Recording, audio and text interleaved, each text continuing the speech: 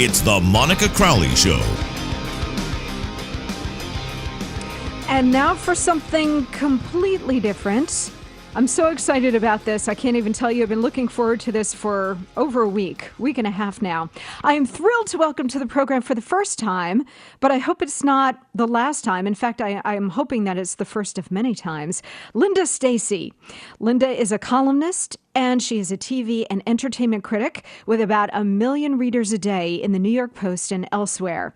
I'm a longtime fan of her work because she is a gutsy, tell it like it is kind of gal. My kind of gal. She's the author of 5 nonfiction books, but she is just out with her very first novel, which is a total page turner. It's so suspenseful, you cannot put this down. It's called The Sixth Station, and it's now available everywhere, The Sixth Station, and she joins me now. Hi, Linda. Welcome. Hi, Monica. How are you? I am doing great. We actually met for the first time at Fox about a week and a half ago, and I was so thrilled to meet you because I've been reading you in the Post forever, and I love your work. And I've been listening to you forever. So here we have it. We have this whole mutual thing going on. Well, Very congratulations. Exciting. I'm a big fan, so I'm thrilled to be on the show. Likewise, and thank you, and congratulations on this brand new novel, your first one. Why did you decide to do fiction this time? I've always, inside of every writer, journalist, there lurks the book that's always there, always lurking on the bottom of your consciousness. And I finally, my husband and I decided we'd take a road trip, but not like normal people that go to Orlando. We decided we'd take a road trip through Turkey. We drove like 2,000 miles through Turkey. And when we got to Ephesus, our guide was a college professor. And all I wanted to know is where she got the knockoff Chanel purse, and all she wanted to do is take me to great religious sites. So she took us to the House of the Virgin Mary, and then I thought to myself, I must really be in Orlando because the Virgin Mary certainly wasn't in Ephesus, Turkey. And then this book just started falling out of my head, and for the next 6 years, it became my obsession. I just researched and researched. I went about it as a journalist, and I traveled through 6 countries. 5, I traveled with an exorcist priest from the Vatican. I stayed with monks. I found a relic. I climbed 2 mountains. It's incredible. But interesting. Well, before we get into some of these adventures, because they're so central to the novel, and again, it's called The Sixth Station, without giving too much away, Linda, kind of set it up for us. Tell us a little bit about the plot. Okay, the plot begins with a terrorist trial in New York City. And it's the world's, some people say this man, Demiel Ben-Youssef, is the world's most dangerous terrorist, responsible for thousands of deaths. And some people think he's the second coming of Jesus, and that he's been set up. As Jesus was called a seditionist in modern times, Jesus would be called a terrorist. So the novel is, if Jesus were cloned, would the same thing happen again? And it's very suspenseful, and everything in there is thoroughly researched, and I do believe I found a relic with the DNA of Jesus on it. This is blockbuster stuff. Now, hold that thought, Linda. Let's backtrack a little bit before we get to that, because this book, this is along the lines of the Da Vinci Code, which just sort of blew up the bestsellers list, and people are fascinated by this kind of stuff. So it's along those lines. So anybody who read Dan Brown, any of Dan Brown's works, the Da Vinci Code, and loved it and was swept away by it, you will love The Sixth Station. It's that good, and it's a very similar kind of approach. So, Linda, as you mentioned, you spent about 6 years researching and writing this book. And as you said, you had all these great, incredible adventures which form the backbone of the novel. Let's talk about some of them. And I want to start with you traveling alone with an exorcist priest, which is incredible enough, from the Vatican through the mountains of Italy. Tell us about that. Well, it was a man that I had known, and his name was Father Peter Jacobs. And he was 80 years old, and he was an exorcist for the Vatican. And he was kind of like the CIA for the Vatican.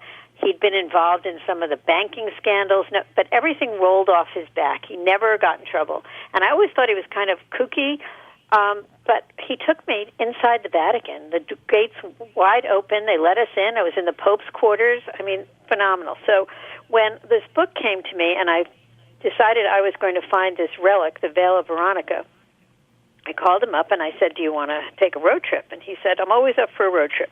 Well, he was 80 years old. So we're traveling, and it's quite a long trek. And we get to the monastery, and we're presented with this relic. Just there. It's been sitting there for hundreds and hundreds of years, guarded by these monks. And they showed him to us. And as I photographed the relic, it's the Veil of Veronica. As I photographed it, on my digital camera, it kept changing. The images kept changing. And in some pictures, it's just a very thin veil. And in some of the photos, the face of Jesus is got his mouth open and he's screaming, and other ones he's got a smile on his face. And I said, Father Jacobs, look at this. Boom, he fainted dead away on the altar.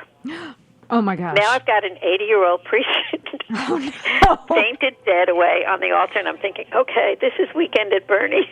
I'm going to have to drive back to Rome with an 80-year-old dead guy. Oh, no.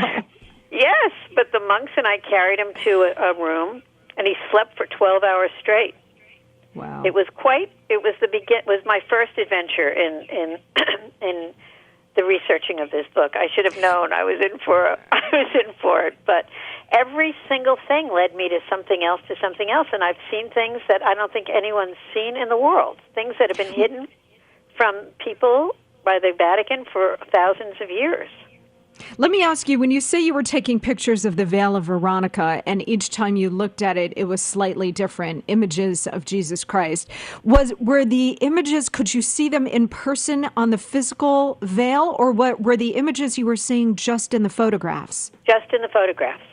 Wow. It did not change as we were looking at it. It's such a thin piece of silk. It's woven from the oysters, the hair of oysters. It's such a thin piece of silk, and it's so old that when you look at it, you can hardly see it because it's so thin. But sure enough, and I have a website of the sixthstation.com, and on that website, I have those photos, and you can see it. It's kind of scary. It's kind of scary, which is why he fainted. I mean, and this guy's seen everything, done everything, and it blew him away. We're talking to Linda Stasi of the New York Post. Her brand new novel is called The Sixth Station. Okay, so we talked about the exorcist priest who fainted on the spot seeing these photos. Talk to us about the Hermetic nun. Okay, there's a nun in the mountains of Montepello, Italy. Her name is Sister Blandina. She's in her, I would say, approaching 70, and was in a cloistered monastery in Italy, and she became obsessed with this relic.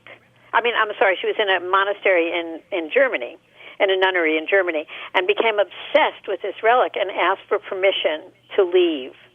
But since she was cloistered, she lives by herself in this tiny little 2-room house way up on the mountain overlooking the monastery of the Holy Face where this relic is kept. And I went up there, drove up the mountain, stopped there. It's a little tiny 2-room place. One room is filled with art supplies because she's obsessed with painting it constantly over and over and over. And the other room is a little kitchen with a little place for sleeping, and is all this scientific equipment. She's got microscopes, she's got computers, she's got all this stuff where she just studies this scientifically, this relic, all day long. It's remarkable. And she was given permission to speak to me, which was an incredible thing. She hadn't spoken in a while. I couldn't get her to stop. I almost had to run away. But she's just a wealth of knowledge. And she's a very strange but quite beautiful woman. And as a matter of fact, she spent a year on painting me an icon which she sent me, which I treasure. Well, this is all, I mean, you can read all about this in the novel. It's all in here. The novel is called The Sixth Station, and the novelist is the New York Post great television and entertainment critic Linda Stasi. I'm telling you, this is blockbuster.